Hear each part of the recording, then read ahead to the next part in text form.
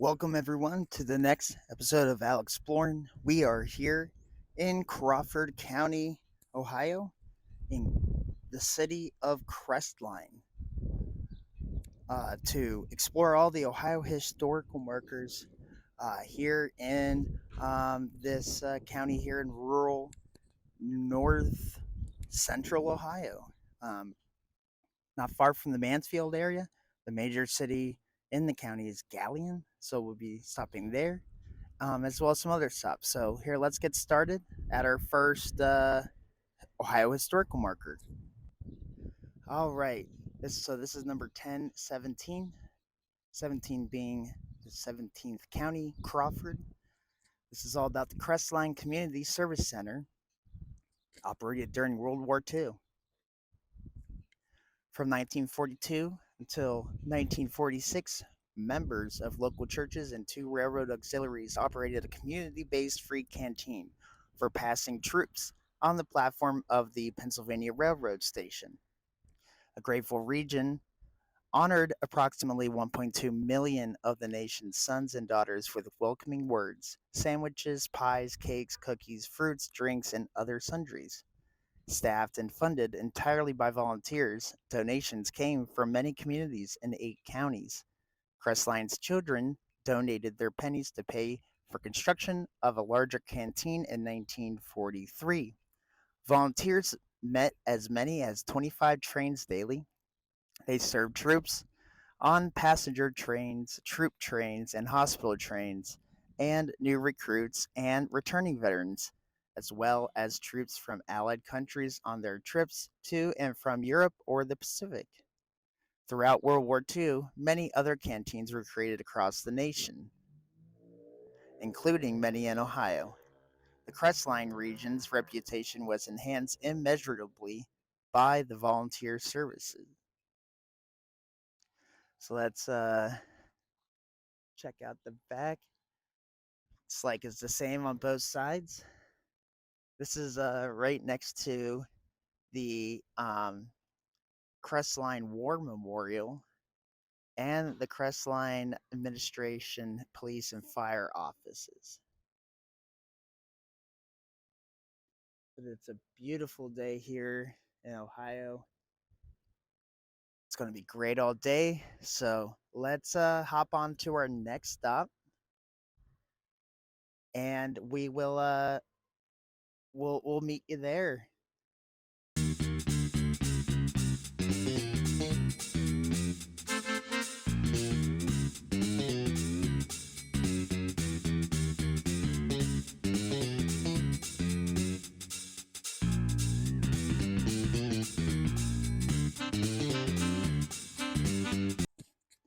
All right, we have made it to our next stop, the Big Four Depot here in Galleon, Ohio. This is Ohio Historical Marker number 917, placed in 2003 during Ohio's bicentennial, titled Big Four Depot. This depot, dedicated on December 27th, 1900, served as division headquarters for the Cleveland, Chicago, Cincinnati, and St. Louis Railroad, commonly called the Big Four. Peak passenger usage occurred during and after World War I, when 32 trains stopped here daily. Railway express serviced as many as 20 trains a day into the 1950s, and Galleon became a whistle stop for presidential campaigns with speeches from the train platform from such candidates as Al Smith in 1928, Franklin D. Roosevelt in 1932, and Dwight D. Eisenhower and Richard Nixon in 1952. In 1929, the New York Central acquired the Big Four, which moved the division headquarters west to Bellefontaine in Logan County. The ticket office remained open until 1964, but all railroad offices closed in 1969. The depot was listed on the National Register of Historic Places in 1974. So you can see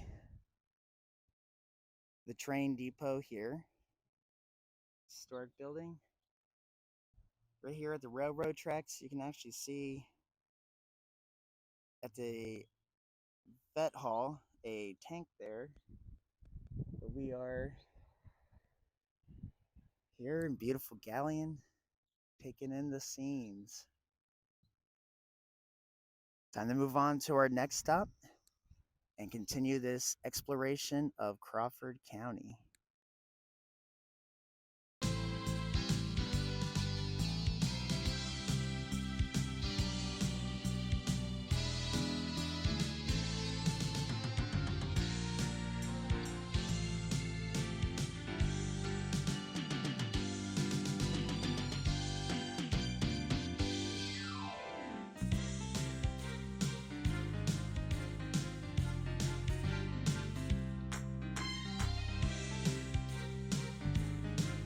All right, we are here off of Cox Road here in Crawford County.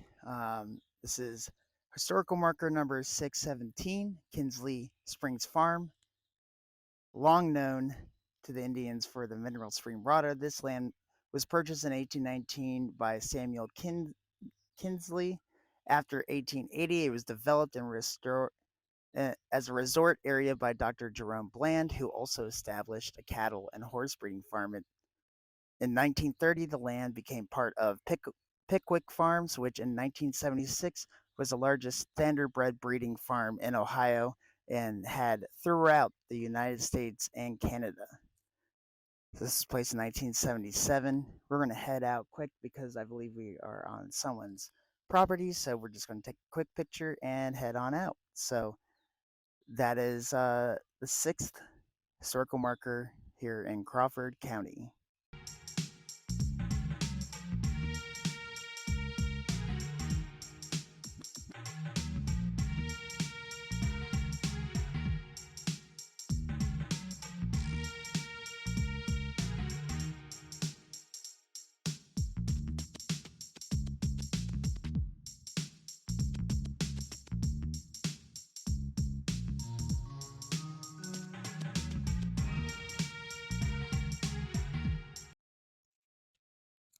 All right, well, we are here now at in the village of New Washington here in Crawford County, where we will find historical marker number 817, placed in the year 2000, titled The Village of New Washington, nicknamed Dutchtown for the many German families that settled in this area. New Washington has plotted in 1833 by George Washington Myers, who arrived in Cranberry Township in 1826. Prominent Austrian Romantic poet Nicholas Lanoux, who lived from 1802 to 1850, the author of Faust and Don Juan, owned property here in the 1830s. The village incorporated in 1874, shortly following the arrival of the Mansfield, Coldwater, and Lake Erie Railroad. New Washington is a pioneer in the commercial poultry hatchery industry and initiated the shipment of baby chicks by rail in 1900. This is a cute little town. Across the street is where the future home of the New Washington Veterans Memorial Park will be. See there. And this historic marker is right next to this gazebo here in the middle of the village. So if you're out this way, come visit. You won't be disappointed. That's for sure.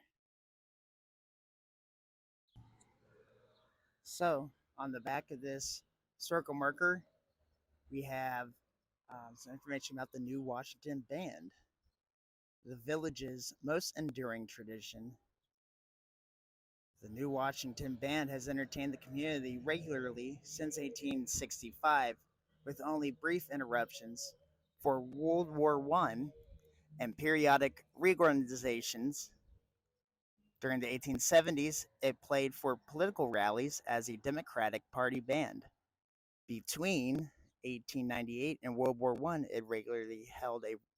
it held a regular concert schedule as a cornet band. In the 100-year period between 1898 and 1998, the New Washington Band had only three directors: E.F. Ulmer, Luther Cook, and Kenneth Cummins. It's cool music history there. Across the street, you can see the New Washington Library, which is a branch of the Crestline Public Library, in the Nickelfelder building here, which was built in 1905. So lots of history here in New Washington. Let's move on to our next stop.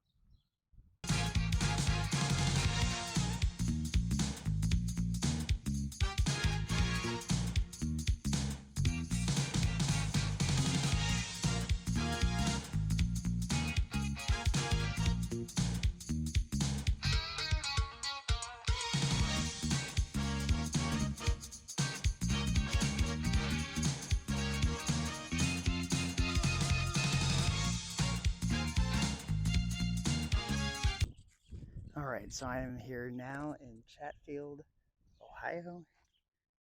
Next to this garage structure, we have the next historical marker, which is the first one that was placed here in Crawford County. So this is numbered 117, placed in 1976, titled Village of Chatfield. For centuries, this area was used by Indian tribes as a hunting ground. Vast swamp forest of elm, ash, beech, pin oak, and maple lay all sides. To the east, a large cranberry bog was covered by water most of the year. Indian hunting camps on the headwaters of Sycamore Creek were the scene of plentiful harvests both of game and cranberries. These wetlands produce abundant game after most selections of the county were settled and farmed. Today, extensive drainage has changed the area into productive farmland. So let's quickly look at the back. It's the same on both sides.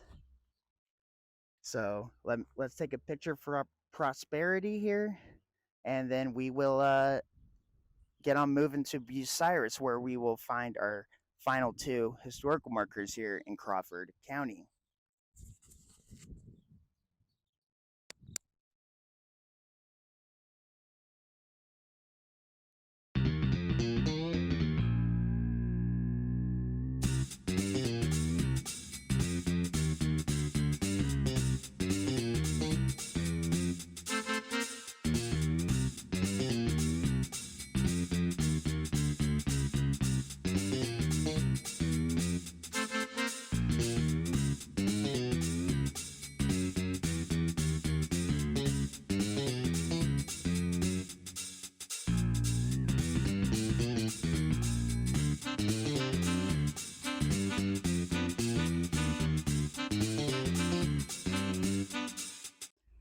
All right, we find ourselves now in the middle of this farmland field where we have our next Ohio historical marker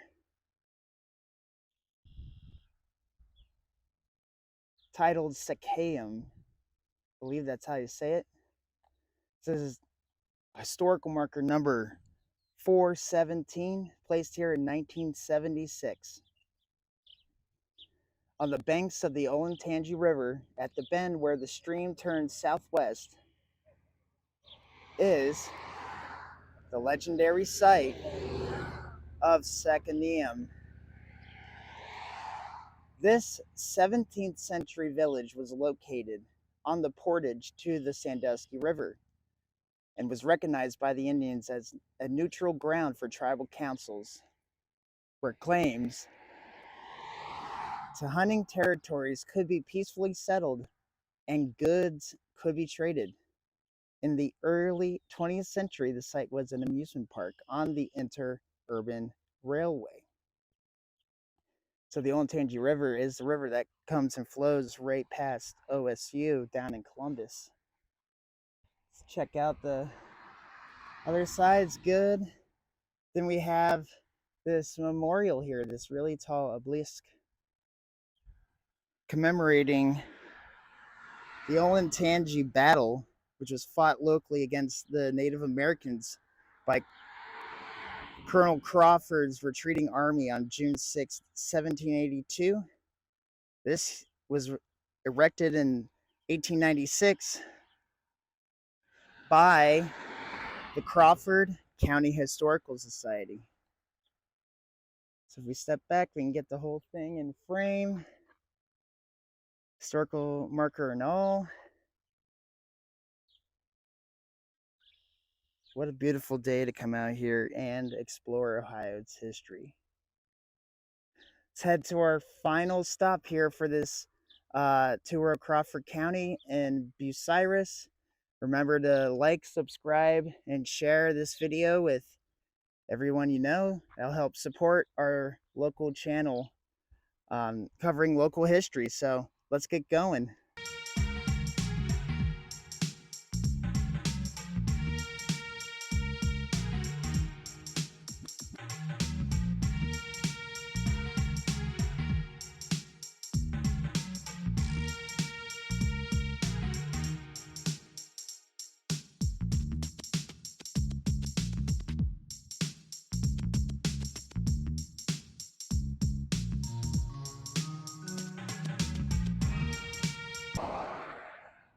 All right, so we are at our final historical marker here at Dahmers Savannah State Nature Preserve, owned by the Ohio Department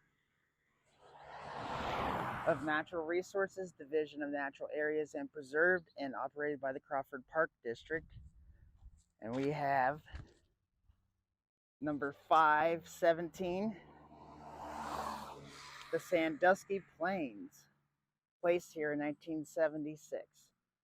The plains lay south and west of the Sandusky River, bounded by the Olentangy River on the east and the Timothy Creek on the west. The local black prairie soils marks the extent of the grasslands, which were uncommon in the dense eastern forests. Bur oak trees from the period of the Wyandot Indians have survived because of their thick bark protected them from the common prairie grass fires. This remnant of wilderness, bur oak grove and tall grass prairie, is protected from cultivation, which would destroy most of the native plant species. And you can see some of the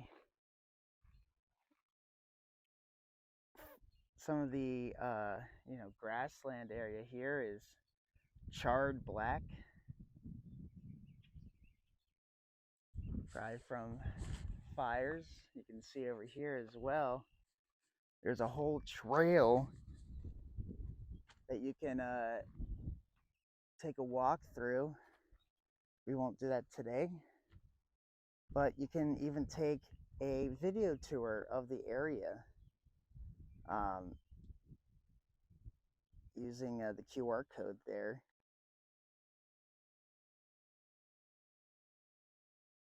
And then here's a map of everything, and then programs here that they have through the spring. So if you're looking for something to do near Bucyrus, the Dahmer Savannah, be a great place to go.